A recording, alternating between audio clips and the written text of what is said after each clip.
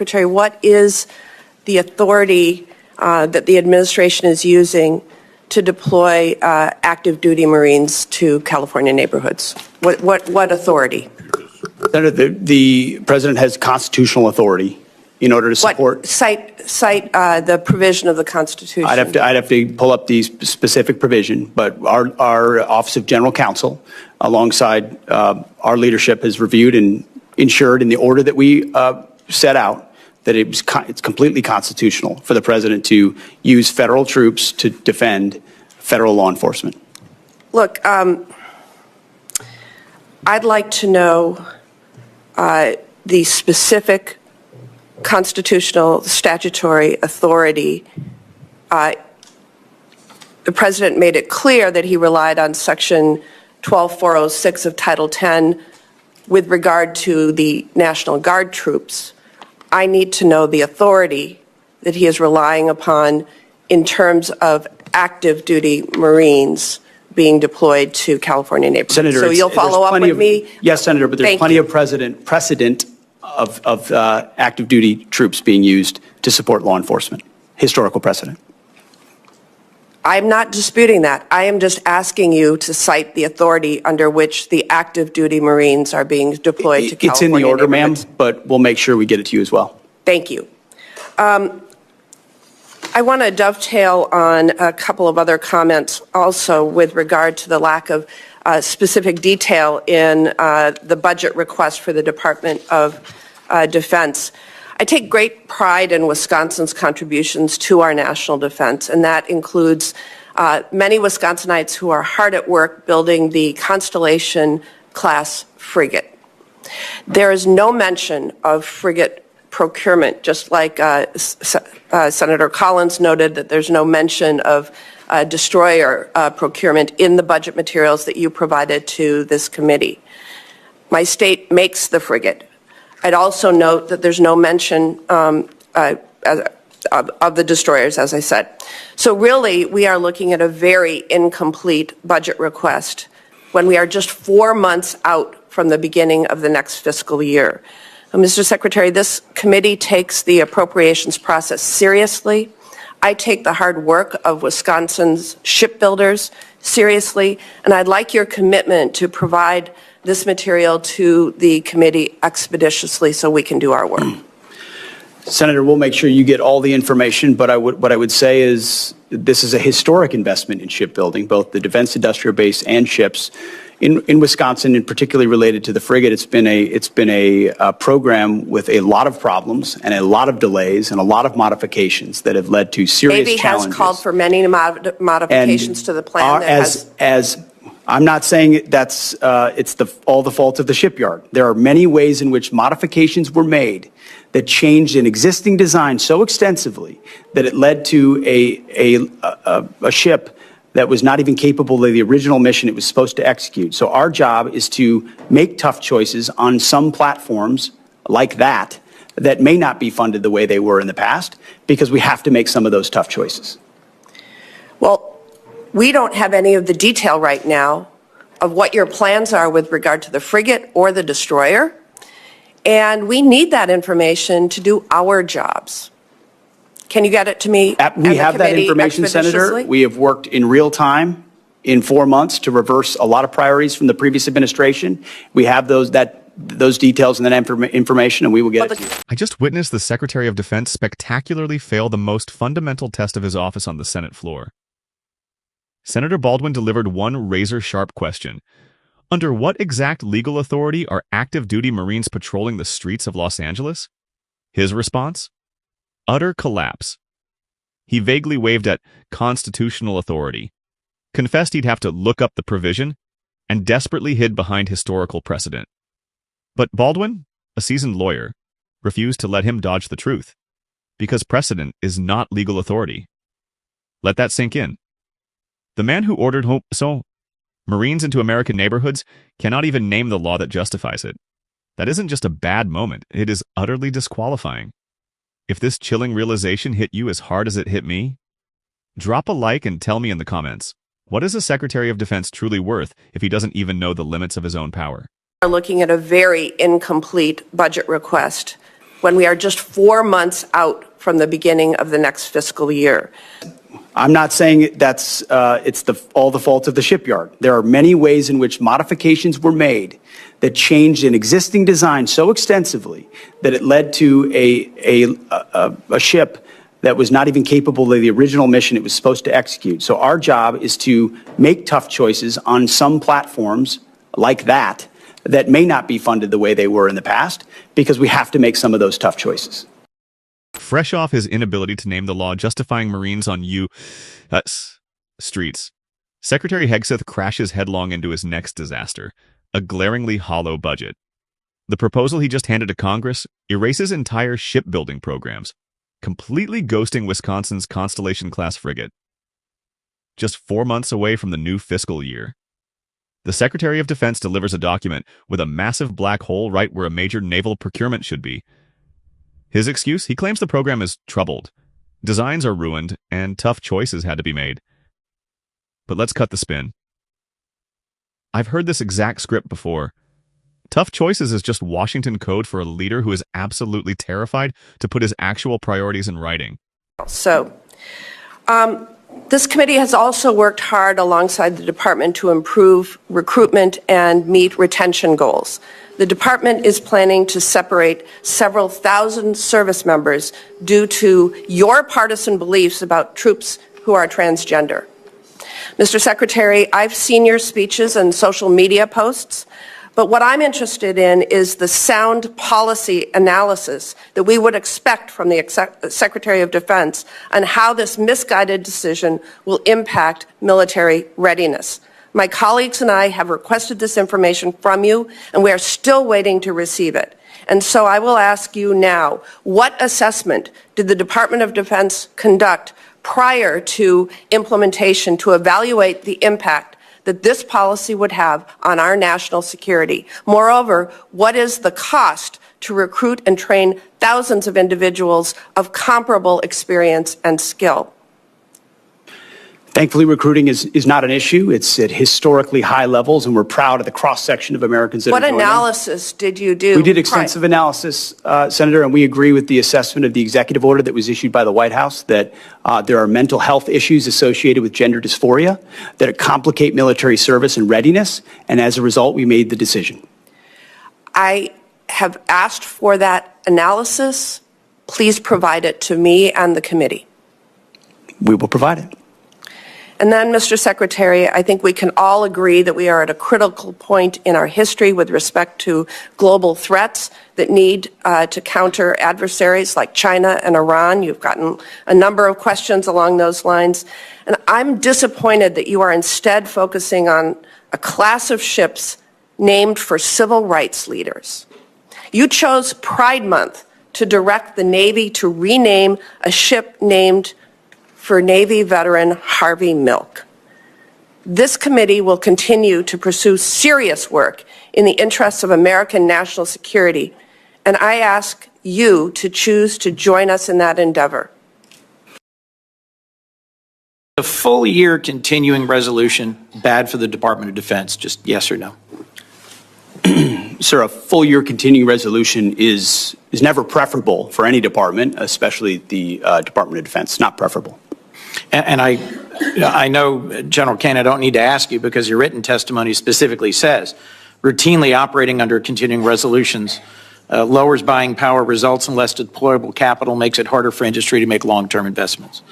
And is it your commitment, Mr. Secretary, that you'll work with us to achieve a full year appropriation? You'll submit the budget documents necessary, work with us closely, that we'll be able to do our work so you can do yours?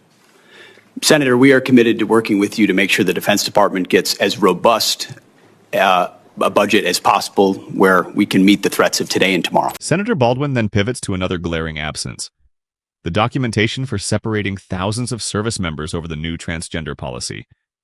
She doesn't want a political speech. She demands the hard data. Where is the assessment measuring the impact on military readiness, national security, and the staggering cost of replacing that lost experience?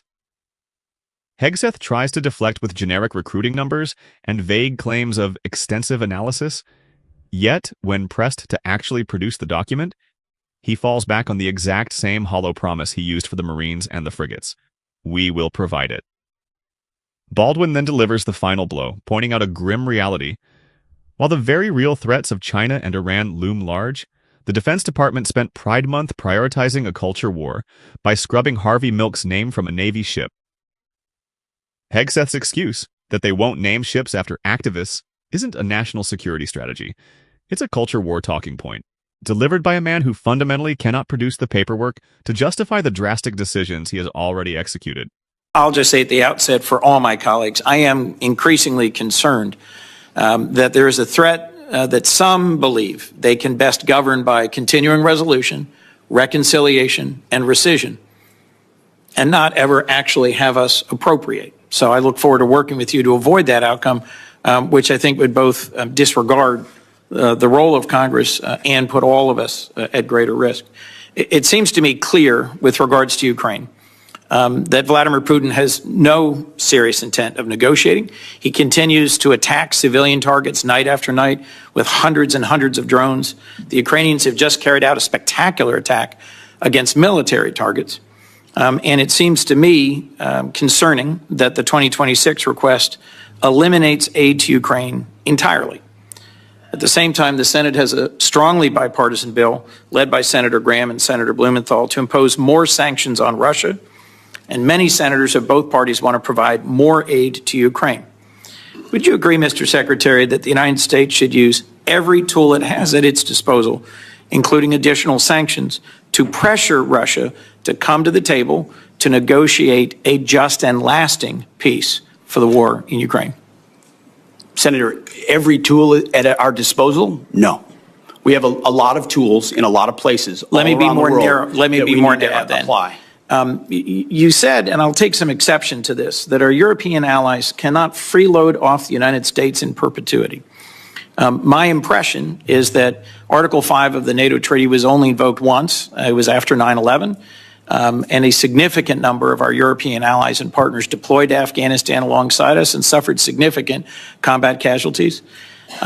In the first 2 years of the war in Ukraine, a war of Russian aggression, 50 other countries stepped forward, deployed military support, delivered materiel, provided financial and operating support, and at regular meetings of the Defense Contact Group, your predecessor led that process of deploying military assistance. What message do you think it sends? That as Ukraine continues to suffer day after day of punishing attacks on civilian centers, we're not using the $3.8 billion in presidential drawdown authority that remains to send additional air defense and interceptors, and you yourself chose to not attend the Ukraine Defense Contact Group. Mr. Secretary, why not use the already appropriated presidential drawdown authority to deliver defense material badly needed by Ukraine? Well, Senator, as you know, the presidential drawdown authorities 71 through 74 still apply, and they are still flowing. There's some in reserve.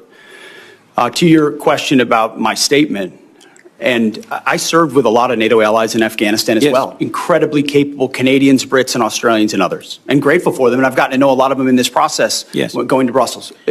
Amazing people, amazing countries. Thus, I was struck, Mr. Secretary. But we also wore a patch on our shoulder.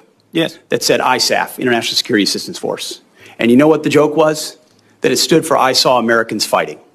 Because what ultimately was a lot of flags, was not a lot of on-the-ground capability. You're not a real coalition, you're not a real alliance, unless you have real defense capability and real armies that can bring those to bear. And that's a reality that Europe is waking up to quickly, and we're glad, because they're our friends, and we want them to be safe and free and secure. And sometimes that takes true talk and tough love, and they've responded very well to that because we want them to succeed. The pattern of evasion extends far beyond domestic blunders and hollow budgets.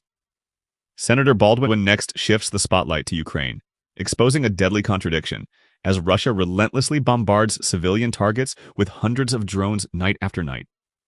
The administration has completely zeroed out Ukraine aid in its 2026 request.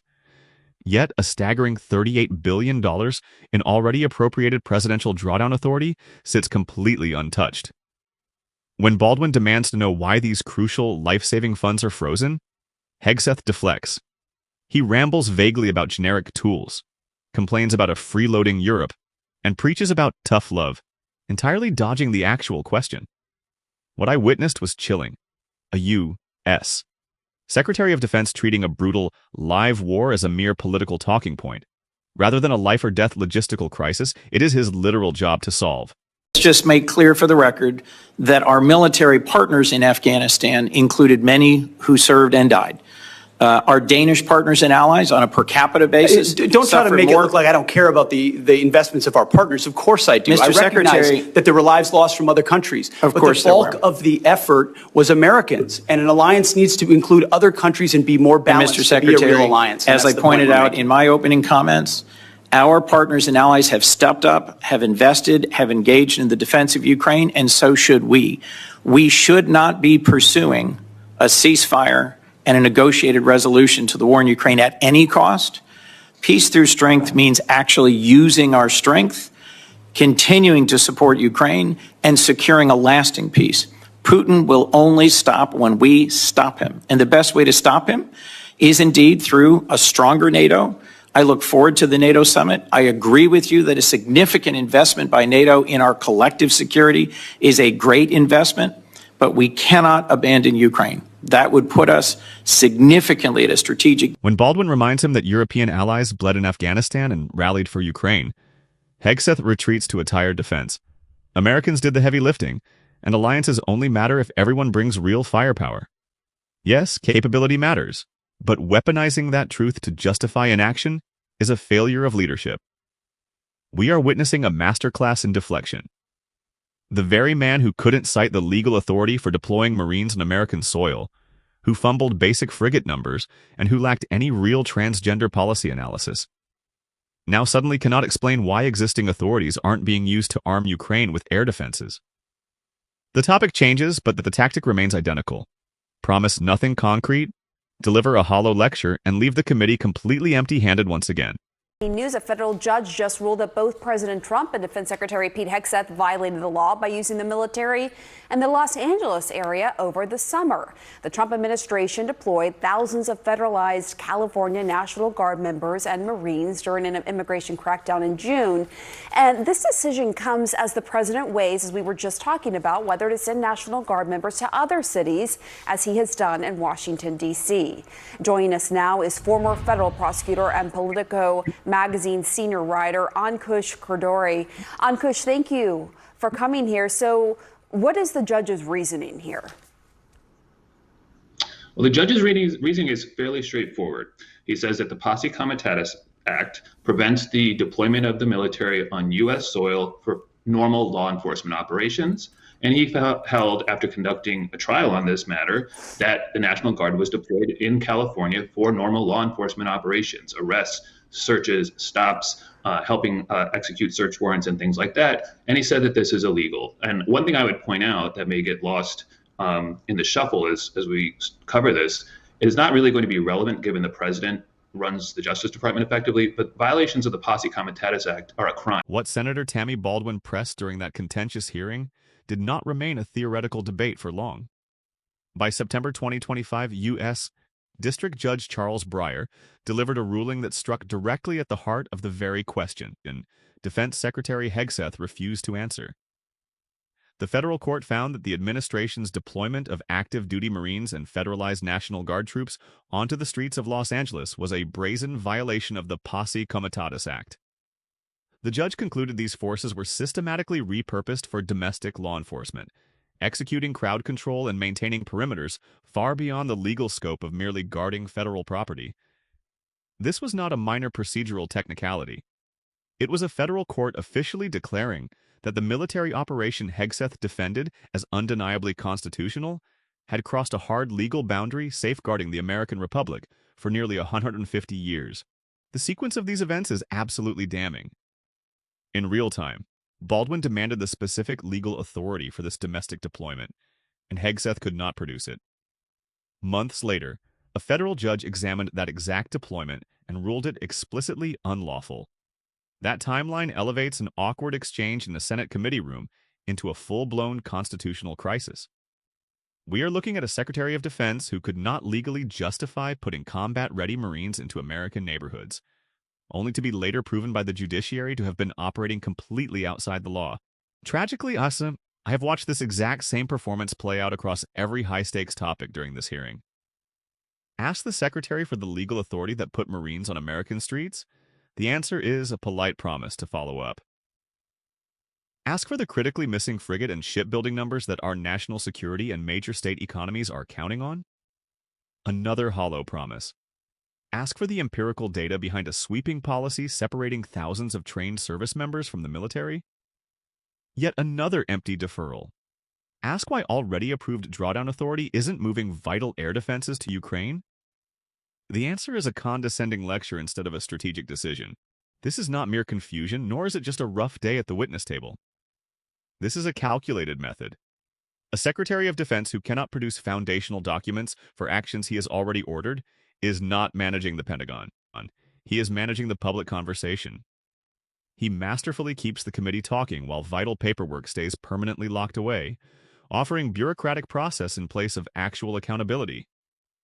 When the man commanding the most lethal military on earth repeatedly answers, "We will get it to you," to fundamental questions, the problem is no longer the hearing, it is the operating system itself.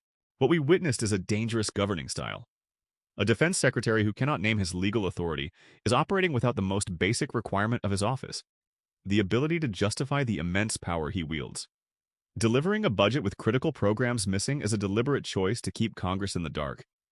Implementing a massive personnel purge without ready analysis is radical ideology moving faster than evidence.